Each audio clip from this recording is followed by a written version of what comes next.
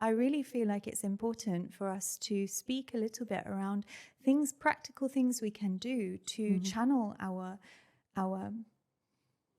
all that energy, you know, moral outrage, fear, being scared, anxiety, all of that. How can we channel it properly? Because like I said, this is a part of well-being, being able to channel this and do things. So I would love to know what you've found helpful at school in.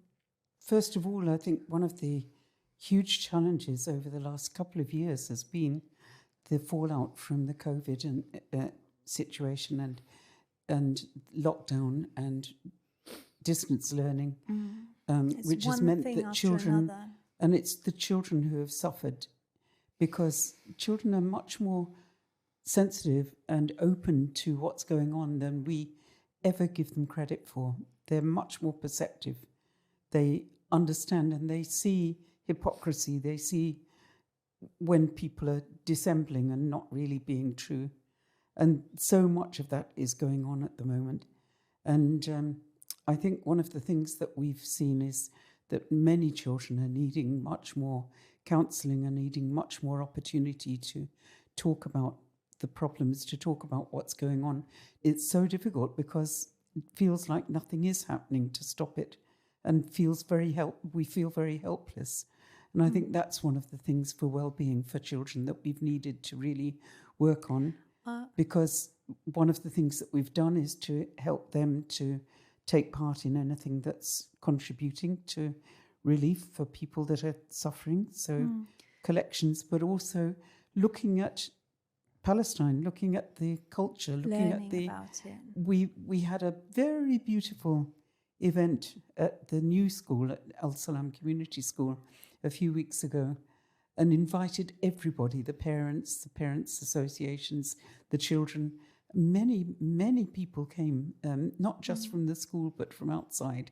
The beauty and the things that were part of the culture of Palestine, and recognizing the sadness of what's going on, but also standing with Palestinian people. There were so many there. And so many children in our school, but both schools have connections, have family. So many. It's just so sad to see this, you know. There you were still standing with people who are being oppressed by celebrating their heritage and their culture. That's a really practical thing you can do. Yes. I think another thing that certainly in schools, those are some of the things we've been doing. Children have been very involved with collecting for the Red Crescent, in being involved in anything that can help them to feel that they're doing something practical, but also praying.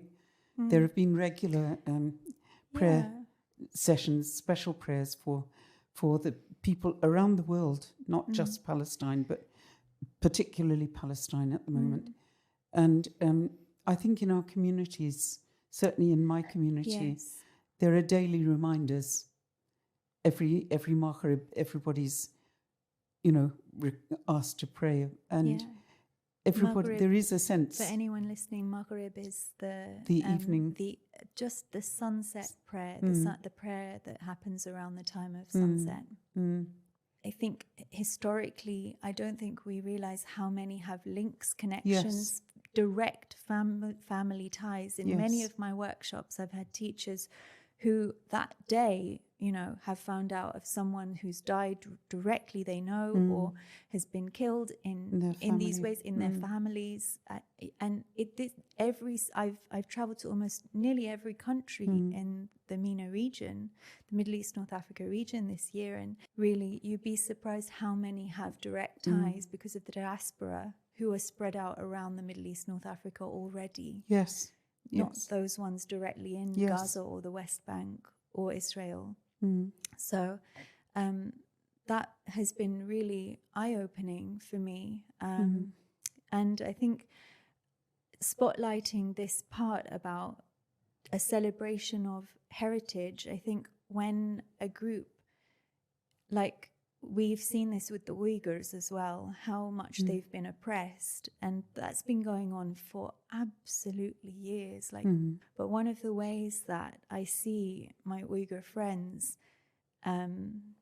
survive and and sometimes thrive as well, is in this celebration of their culture and this protection over it, and this nurturing of the language, the clothes, the traditions, the foods. And I think that's a really nice thing that your school did, which was to celebrate those foods, the cultures, the language, the dresses. Brings us to this. Yes, because look what you're wearing. Found that clothing has been one way to really show solidarity with people who are being bullied, people who are being oppressed. These dresses, so yes, this dress I'm wearing, it's embroidered, it's a hand embroidered dress from Palestine, and I bought it from a Palestinian lady. I decided that last minute it needs to be a Palestinian dress that I would wear. So I Googled and I searched, and I was like, where can I find one? I was in Jeddah, I'd arrived, and I was like, where will I find a Palestinian dress? Couldn't find anything. I was really thinking like, oh gosh, how am I going to do this? So I messaged my colleague Ahmed, and I was like, well, I really want to get a Palestinian dress. Do you know anywhere? Does your wife know anywhere that I can get one? And she was like, actually, yes. So they contacted this lady who happened to be selling some dresses. And it was a whole adventure, because we ended up, it was not in a shop or anything. So she was just, doing this as a kind of side job. She was, raising children and selling some dresses. And so we went to her home. We drove to the other side of town. It was like quite far away. We drove all the way there. We went to see her, and she just, I haven't, firstly, when we arrived and I went up with my colleague's wife, and we were, so many beautiful dresses, and everyone we put on was a party. We were like, ooh, this one, it was really fun, firstly, to go and do that. And then I bought a couple and we went off. And when we were leaving, my colleague's wife said she was close to tears, because the money that I gave her for the dresses, she explained that just that day, her family in Palestine were so much in need of money, and she was on her last bit, like she had this last amount. And her family said, don't give us this amount, otherwise you won't have any for your kids there. Don't give it to us. And she said, no, I have faith. Take it. God will give me more. And within the hour of her sending the money, she got the call from my colleague's wife saying, I have a lady who wants to come and buy some dresses. You can't make this up. You can't plan this if you try it. And I feel like this is a really nice, like, it was a lot of effort, like, to drive all the way there, to have this intention. I want a Palestine, to do all of those things. It wasn't easy. You can talk to Ahmed. Like, we all had to trek over, and it took effort and it took intention. But it was just an amazing example of how, when you put your intention in this, when you channel your moral outrage into intentions and actions that are to support those who are really being oppressed, it's so evident, how much good can come from it, and how much good energy comes from these things. You can't plan these things.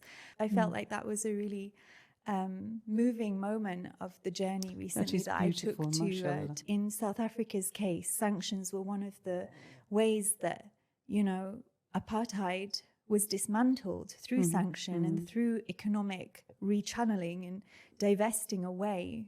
And we know in this case of Palestine that there are no sanctions taking place yet in the way that they need to be, also can play a part in rechanneling where the money goes.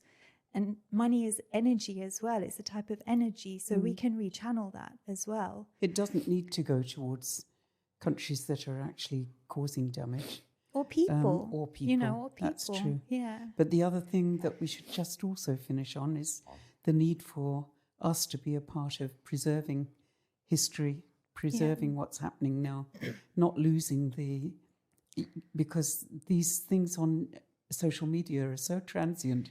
Yeah. And they get deleted and finished, and who's saving all these things? Well, like exactly. the Uyghurs, they're saving their treasures, their books, their writings. They're having to save it so carefully.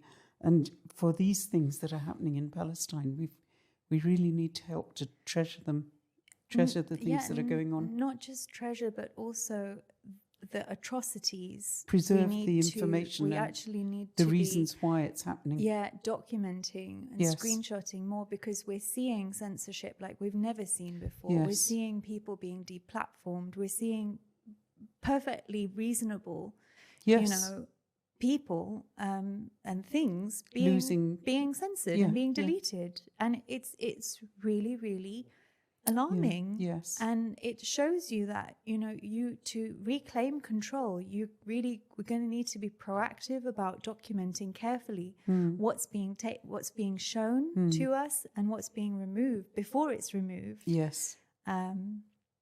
And I think so, yes, a mixture of these, an intention on all people, of these things. Yeah, a mixture of lots and lots of us doing these things bit by bit, it makes a difference. I really feel like it's important